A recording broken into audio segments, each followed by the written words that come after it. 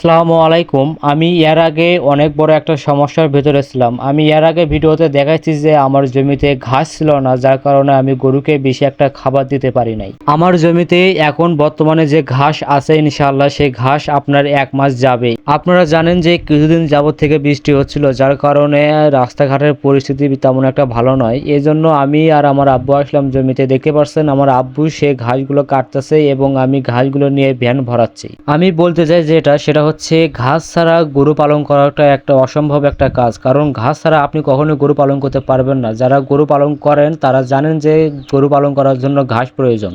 আপনারা যারা সিদ্ধান্ত নিছেন যে আপনারা গরু পালন করবেন তাদেরকে আমি একটা কথাই বলতে চাই, ভাই আপনি যদি গরু পালন করেন তার আগে আপনি আপনার জমিতে পর্যাপ্ত পরিমাণ ঘাস লাগান, কারণ ঘাস ছাড়া আপনি কখনোই গরু পালন করতে পারবেন না।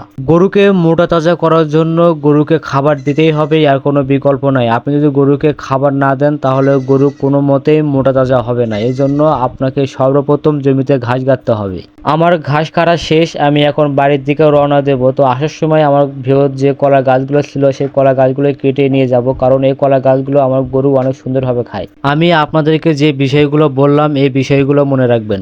আজকে এই ছিল ভিডিও। পরবর্তী ভিডিও দেখার জন্য আপনারা আমার সাথে থাকবেন। ভালো থাকবেন, সুস্থ থাকবেন। আল্লাহ হাফেজ।